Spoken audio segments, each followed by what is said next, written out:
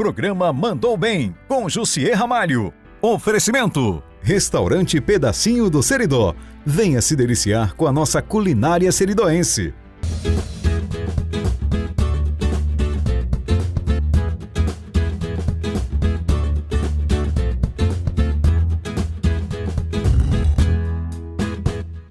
A gripe já foi suína, a vaca já foi louca, o Covid é 19. O que é que nos espera agora? É preciso fé, determinação e muita vontade de prosseguir, seguindo em frente, dando a volta por cima.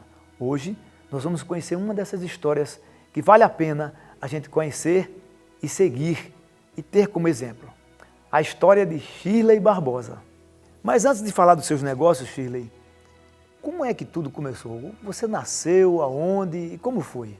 Eu tenho 30 anos, né? Nasci aqui em Natal.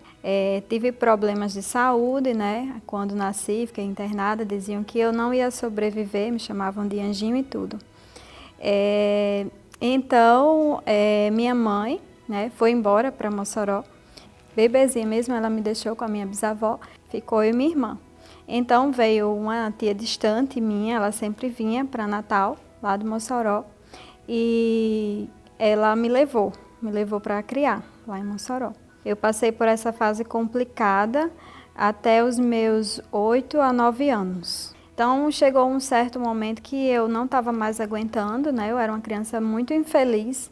Eu amava muito, eu aguentava muito lá porque eu amava a minha família, eu fui criada ali. Então minha avó biológica veio, quer dizer, foi para Mossoró.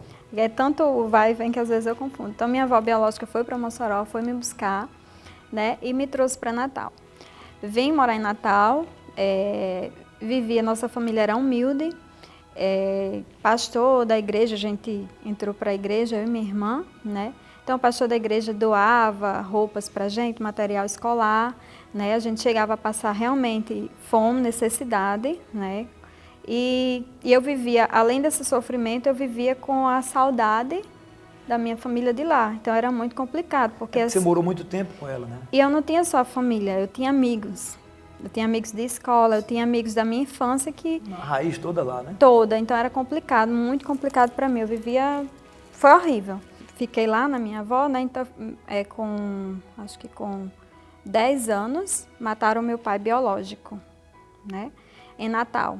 Quando ele estava se aproximando de mim, então mataram ele, né, de facada.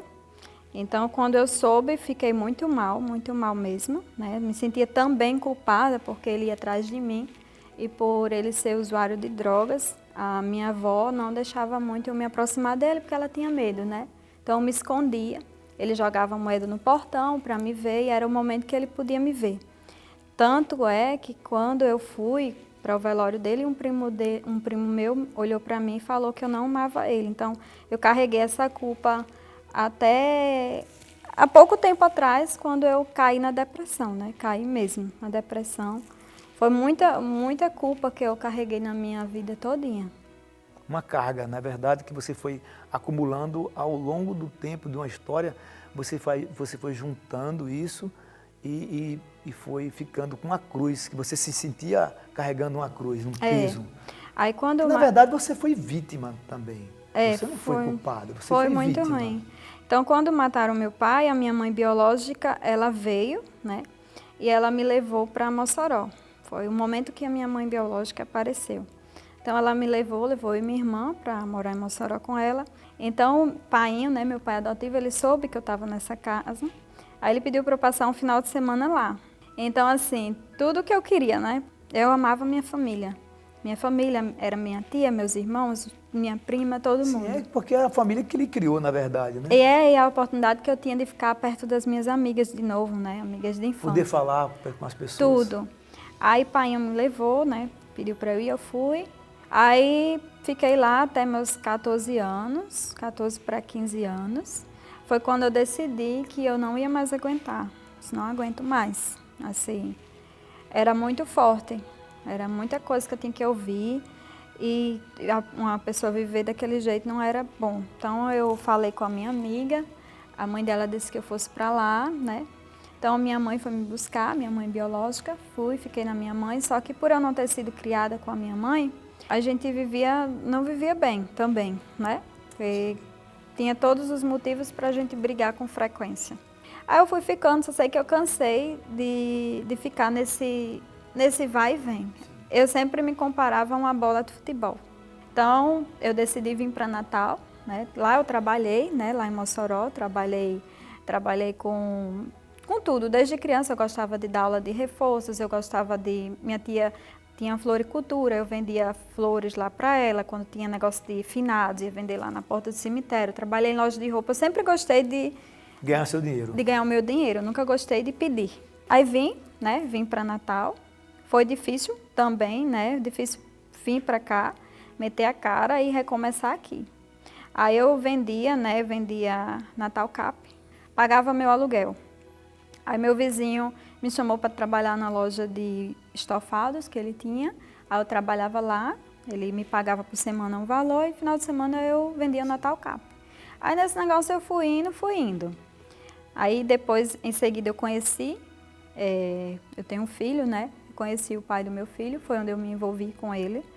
Não foi um relacionamento sério, um relacionamento de adolescente, né? E nesse negócio eu engravidei, né?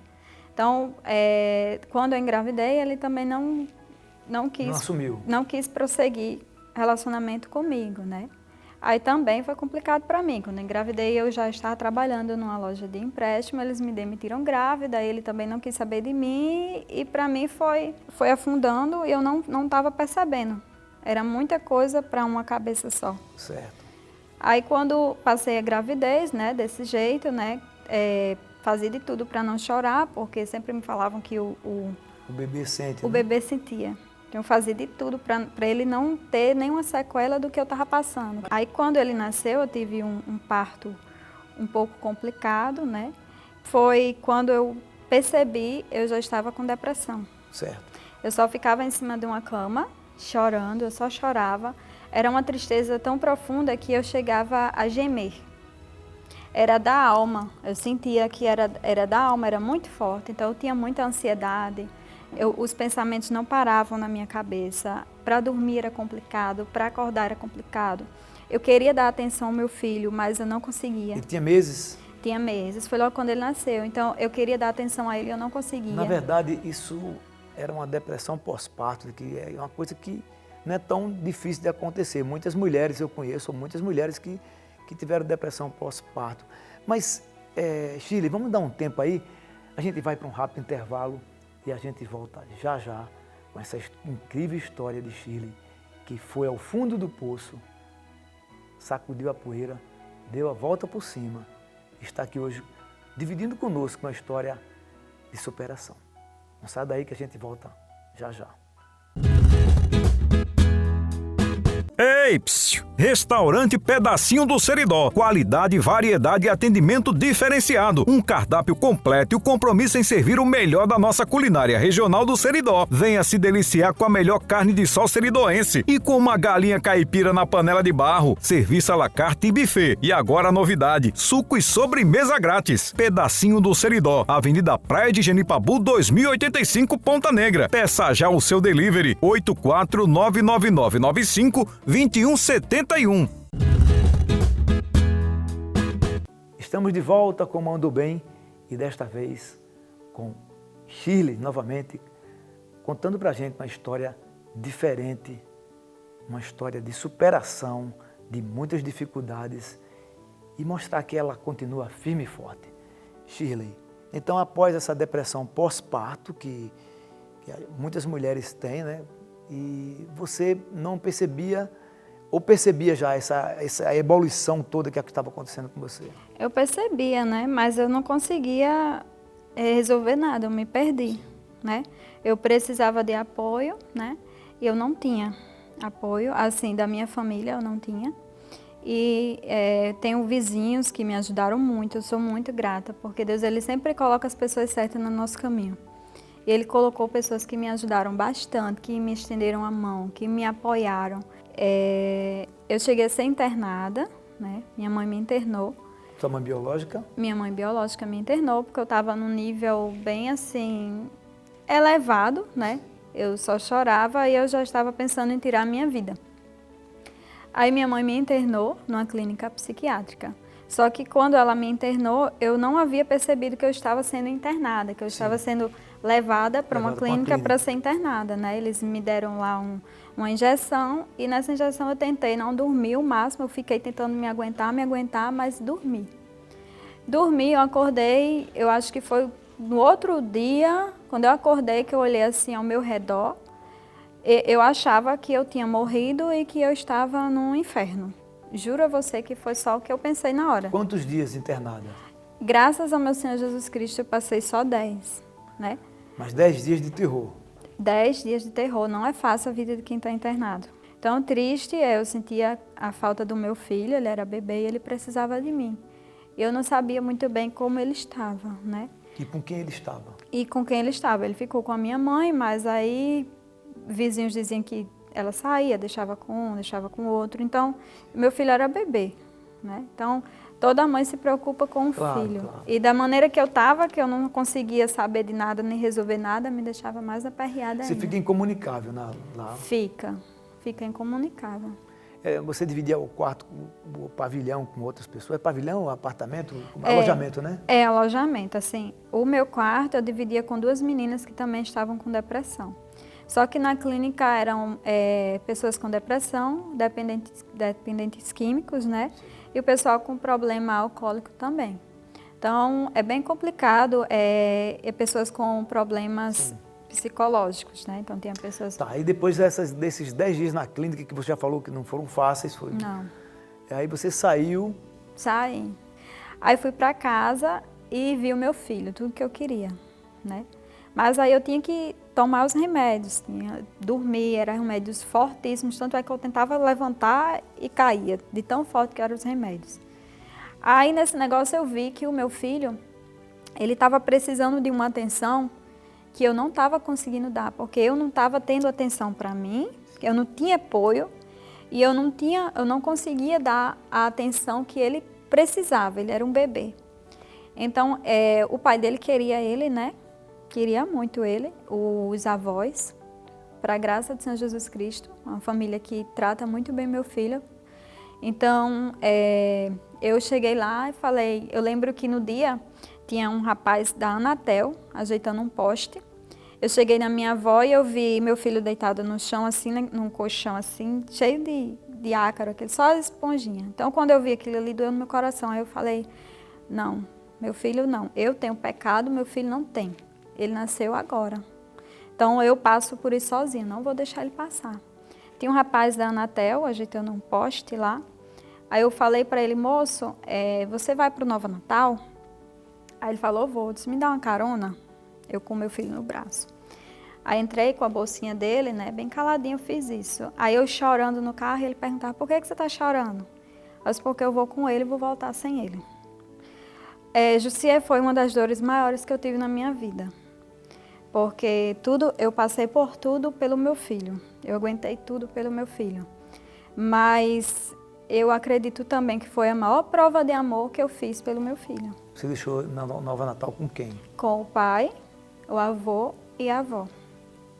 Deixei lá, voltei sem ele. Mas quando eu cheguei lá, que eu vi como o meu filho foi recebido, aliviou o meu coração, sabe? Todo mundo chegava e queria pegar e queria abraçar e aquilo ali me aliviou. Disse, meu filho vai ficar bem e eu vou conseguir me tratar. Mãe é isso, mãe é suportar a perda momentânea para poder superar e voltar, né? Aí o que eu fiz? Eu não queria ficar no fundo do poço. Eu queria melhorar pelo meu filho. Então a história que eu tenho aqui do Gari, foi nessa época? Foi nessa época. Que eu passei um tempo assim, eu passei um tempo procurando apoio, né? Em uma casa, em outra casa, deixei uma bolsa minha, uma mala, atrás da porta da minha vizinha para ficar. Eu ia trabalhar, procurei um emprego, né? Mas a do Gari foi um período que eu fui para casa de uma avó minha e eu ouvi, né? O pessoal falar, esconda as facas, que ela é doida. Eu acordei ouvindo isso, né? aquilo doeu muito em mim. Eu disse, não aguento mais ficar na casa de um, não aguento mais ficar na casa de outro, não quero mais incomodar ninguém. Aí peguei o meu remédio, né? Botei dentro da roupa o remédio, peguei só o celular, o carregador de celular, pronto, saí. Saí chorando muito, eu chorava muito. Aí, lá no Nova Natal tem um viadutozinho assim, entre cidade e praia. Eu disse, eu vou ficar aqui. Daqui eu não saio mais, vou ficar aqui. Não vou mais incomodar ninguém. Chorando, muito magra. Aí tinham 2 garis lá embaixo, estavam varrendo. Aí os meus olhos estavam bem vermelhos e eu, tá magra, né? Aí um disse assim, é droga. Oferece R$5 a ela que ela para de chorar. Eu sei disso porque o outro gari me falou, né? Aí chegou pra mim e fez, moça, você tá precisando de dinheiro? Aí eu falei, não tô precisando de dinheiro. Eu tenho dinheiro. Aí ele voltou pro outro e falou, não é droga. Aí foi, sentou do meu lado, perguntou se eu estava precisando de ajuda, né? Eu quero até citar o nome dele, porque eu sou eternamente grata. São os anjos que aparecem na vida da pessoa. O Wendel Batista. Gari e Wendel, parabéns pela sua atitude. São pessoas assim que vale a pena a gente acreditar no ser humano. Parabéns para você, Wendel, Gari. Ele é da Urbana. Parabéns, amigo. Então ele sentou do meu lado, perguntou se eu queria ajuda e perguntou o que estava acontecendo comigo. Ele me ouviu e ele falou assim, olha, eu vou te levar para minha casa.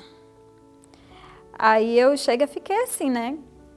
O homem vai chegar em casa com outra mulher, o que a esposa vai falar? Ele disse, não, eu vou te levar para minha casa. Cheguei lá na casa dele, ele mandou eu sentar no sofá e chamou a esposa dele, eles vêm aqui. Olha, essa menina aqui, aí conversou com ela e disse assim, a gente vai dar apoio a ela. Então ele me deu uma toalha, me deu a cama deles, né? Disse, você vai dormir, toma um banho, vai dormir, coma. Então assim, eu me sentia amparada, eles faziam de tudo para eu sorrir. Eles conversavam coisas que não tinham nada a ver com os meus problemas. Sim. E eles realmente conseguiram me ajudar. Aliviar. Aliviar. Você inclusive mandou uma foto, que você me mostrou uma foto com você... Eu produzida, com a esposa e a filha dela. Né? Parabéns, Wendel, a sua esposa. Como é o nome da esposa? Irlis. Irlis. E a sua filha? Linda. Irlis e a sua filha Linda. Parabéns pela atitude, parabéns pelo que vocês resgataram a pessoa. Eles me ouviram, coisa que pouca gente estava disposta a fazer, porque as pessoas julgam, mas não escutam. E eles me ouviram. Sabe por quê? Porque é muito mais fácil julgar. Hoje, o mundo, as pessoas julgam muito mais e amparam muito menos. E julgam, condenam e lincham digitalmente. Aí, nesse negócio, depois eu fui atrás de emprego, né? Eu aluguei um cantinho para mim e eu fui atrás de emprego. Era mês de dezembro e fui numa sapataria. Aí, cheguei lá dizendo que queria entregar o meu currículo. Aí, não tem vaga não, fiz, mas cadê a gerente? Aí ela foi almoçar, eu falei, mas eu espero. Eu esperei essa mulher até 3 horas da tarde, eu fui 10 horas da manhã, eu fiquei lá. Aí as meninas lá da loja falaram, chegou Betânia. Aí eu fiz, amém, Senhor, chegou ela. Aí eu fui e falei, olha, vim entregar o meu currículo. Ela disse, mas as vagas estão preenchidas. Aí eu fiz, mas faça um teste comigo, por favor. Aí ela fez, infelizmente as vagas estão preenchidas. Aí eu baixei a cabeça e virei, né? Aí acho que algum dos vendedores havia falado para ela que eu estava lá... Desde as 10. Desde as 10. Aí ela foi e falou, volte, venha amanhã de tênis, de calça, né? Que eu vou fazer um teste com você. Nesse negócio eu fiquei, né? Só que para mim era um desafio também, mês de dezembro. Numa sapataria, sobe e desce, e eu tomando remédio para dormir. Nossa, totalmente oposto, né? Eu tomando remédio para dormir, remédio para depressão. Então, mas aí eu aguentei só até aproximadamente o Natal. Aí depois eu falei a ela que eu não aguentava, que eu estava doente. Ela não sabia, né? Falei a ela que eu estava doente, que eu estava com depressão, não estava aguentando o rojão, que é pesado. Aí pronto, aí fui indo, aí a minha mãe biológica falou depois que tinha uma empresa de empréstimo. Tá. Você começou a trabalhar na empresa? Sim, de empréstimo. Tá. Eles disse que era como panfletista. Certo. Né? Você foi panfletar na rua, que é entregar os papéis, normal. Fui. Aí eu me produzia todinha, ficava em frente ao boticário, que era... Minha ideia era, eu disse, eu vou ficar em frente ao boticário, porque eles vão pensar que é panfleto de maquiagem e vão querer receber. Uma estratégia de vendas. É. Aí ficava, né? Aí tinha gente até que me pedia, mas tinha gente que hoje eu olho para os panfletistas também com outra visão. Tem gente muito ignorante e joga o panfleto na nossa cara. Então eu oferecia que a empréstimo, não, eu tenho muito dinheiro. Então assim, para mim, tá lá também era um desafio. Ninguém sabe como é que a pessoa sai de casa, o que é que a pessoa está enfrentando para estar ali. Ninguém conhece, por trás de cada um olhar, tem sempre uma história de vida incrível, ou problemas que as pessoas estão passando, e a gente só julga da casca para fora. A gente só julga o exterior. As pessoas não olham para você, elas se sentem superior. Bom, aí você começou panfletista e aí depois... Passei só 3 dias. Aí minha patroa me contratou para ficar lá dentro. Olha aí, porque ela percebeu que eu era desenrolada. Tinha um potencial. Aí ela disse, não, fica aqui, você vai ficar meio dia aqui e meio dia lá. Só que aí ela desistiu. Disse, não, você vai ficar só aqui, no telemarketing. Esse negócio eu ia, né? Eu ia, ligava, ela me dava uma meta, eu dizia, sua meta é quanto? É essa, a minha é essa. Então eu sempre dobrava a minha meta, a minha sempre era mais alta que a dela. E eu comecei a achar divertido. Você surpreendia, na verdade, a sua chefe, né, a patroa. Eu achei divertido superar as minhas metas. Que é diversão. Muitos vendedores, muitos empreendedores, às vezes acham que bater metas é um suplício, mas na verdade você tem que encarar como uma diversão. É um teste para você. Eu vou realmente conseguir isso. Isso é bacana. Eu realmente gostava. Eu gostava dos meus clientes. Eu adorava os clientes que chegavam. Tá. Eu ia para a Urbana, atrás dos garis para fazer empréstimo. Eu ia para as escolas, reunia os professores. Eu ia para os hospitais, eu ia para o batalhão de polícia. Eu saía para todo canto atrás para bater as minhas metas. Fiz os clientes, né?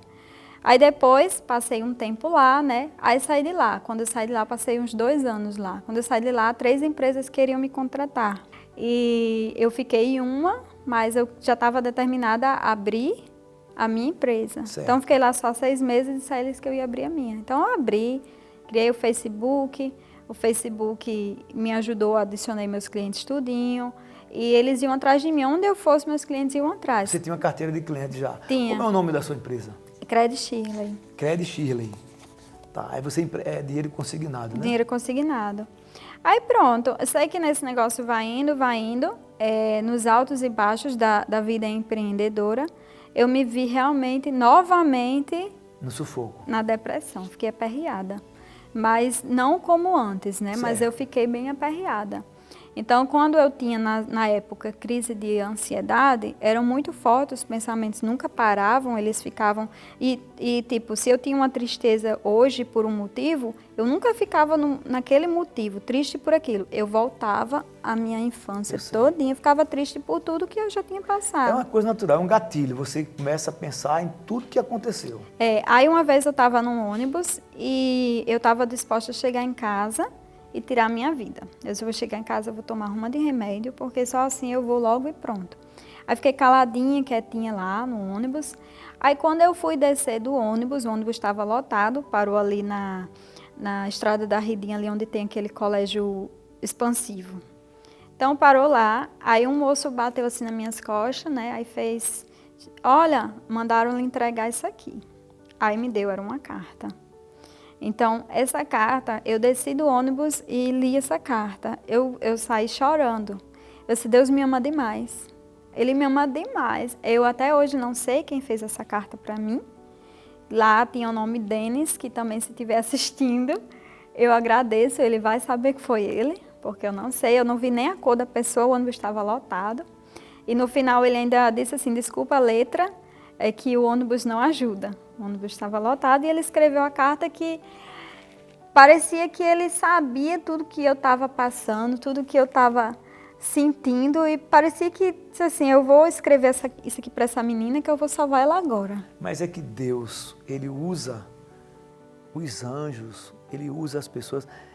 O ser humano, ele sempre procura, eu vou encontrar Deus. Ele quer Deus, aquele homem velhinho, de barba, Deus, Jesus, ele chega na nossa vida, ou você chega na vida de Jesus, quando você ajuda um doente, quando você dá de beber a quem tem sede, como ele diz, dá de comer a quem tem fome, dá de vestir a quem tem frio, entendeu? Então, esses anjos chegam, são enviados de Jesus, enviados de Deus, para ajudar. E olhe você tem que ser muito grata, porque você foi testada, mas você foi enviado vários anjos na sua vida. O Gari, a menina do muro que ficava conversando com você, a esposa do Gari, essa pessoa do ônibus, que perceberam que existia ali alguém aflita, porque na verdade as pessoas que estão em depressão, elas não se percebem, mas basta que você observe direitinho que tem todas as tendências, cabeça baixa, olhos geralmente muito tristes ou chorosos, o rosto muito tenso, e às vezes nem precisa falar. Basta você olhar, você percebe que alguém está precisando de ajuda. Nesse dia eu cheguei em casa e o sentimento que eu tinha, porque no ônibus eu estava com o sentimento de tirar a minha vida. E eu cheguei em casa com um sentimento... de gratidão. Foi. Eu disse assim, Deus me ama muito. Claro. Eu disse assim, eu não entendo porque Deus me ama tanto. Ele me ama muito. Porque você tem méritos, vamos lá. E aí você depois desse momento, você começa a focar novamente na sua empresa. Foco até hoje, porque eu amo o que eu faço. Aí a sua empresa hoje, você trabalha, você tem escritório próprio hoje, né? Tenho. Você tem uma carteira de clientes, então os seus clientes todos migraram com você. Eu fiz assim, usei estratégias diferentes, tanto é que esse período de agora, né, da pandemia, que o pessoal teve que trabalhar mais usando as redes sociais, para mim não foi nada difícil, porque eu já estava preparada para aquilo. Eu abri primeiro no Facebook, né? Eu saí da empresa que eu trabalhava e eu adicionei meus clientes no Facebook, né? O Facebook era Credit Shirley Empréstimos, por isso que ficou Credit Shirley. Aí criei o Facebook, fui adicionando os clientes e eles iam atrás de mim, eles sempre me indicavam outras pessoas. Então, a partir de comissões que eu recebia, eu aluguei uma salinha como corretora para atender eles lá. E fui aumentando e abri realmente a minha empresa. Antes era online empréstimo, mas ninguém queria saber de online empréstimo, só queria saber de Shirley. Aí eu mudei para Credit Shirley. E hoje você atende em média quantas pessoas? Eu atendo, por mês eu atendo mais de 300 pessoas, eu atendo muita gente. Eu chego a Pau dos Ferros, eu chego a Macau. Não é só Natal não, né? Não. Eu atendo muita gente, porque muita gente me indica. E agora, no programa, na TV Tropical, você vai atingir o Rio Grande do Norte todo, porque nós somos uma TV que chegamos a todos os municípios do Rio Grande do Norte. E os meus clientes estavam ansiosos por essa entrevista. Meus clientes, eles são anjos na minha vida. Eu amo muito meus clientes, eles que me ajudaram a superar a depressão. Hoje eu não tomo nenhum remédio, graças a Deus, para a depressão. Hoje eu trabalho, eu me sinto realizada trabalhando. Já está ajudando gente, né? Inclusive. Chegam pessoas lá, porque assim, a gente que trabalha com dinheiro, as pessoas que vêm procurar por dinheiro, a maioria é porque eles estão passando por problemas. O problema financeiro é um dos que mais abala o psicológico das pessoas. Eles chegam lá e eu paro para ouvir. Eu escuto eles. Você não é apenas uma corretora financeira, você também tem um lado psicólogo, um lado emocional de ouvir as pessoas, como você tinha essa carência de ser ouvido, você consegue ouvir, né? Eu consigo ouvir, eu gosto. Eu amo o que eu faço, eu amo meus clientes, assim, são minha família, são os meus clientes. Hoje eu estudo, graças a Deus, hoje eu pago a minha faculdade, curso administração, tudo com o suor do meu trabalho. Hoje eu moro num lugar bom, graças a Deus. Hoje eu posso ajudar o meu filho, hoje eu posso ajudar várias pessoas da minha família. E eu almejo ainda muito mais. Mas para mim, no meu coração, isso é só o começo. Shirley, muito obrigado pela sua participação. Fico muito feliz. E você, uma mensagem para os nossos telespectadores, como eu fiz com todos os outros, para os nossos telespectadores, mostrar que existe sempre uma esperança para as pessoas que querem. A mensagem que eu deixo para todos é uma que um psicólogo uma vez me falou, tudo passa, a vida continua, não desistam, continue que vai dar certo. O Mandou Bem vai ficando por aqui, mas eu te aguardo novamente, domingo, às 8h30 da manhã, aqui na TV Tropical, Record TV. Espero que esse programa tenha te inspirado e tocado o teu coração. Tenha fé em Deus, tenha fé na vida, tenha muita fé em você. Programa Mandou Bem, com Jussier Ramalho. Oferecimento: Restaurante Pedacinho do Seridó. Venha se deliciar com a nossa culinária seridoense.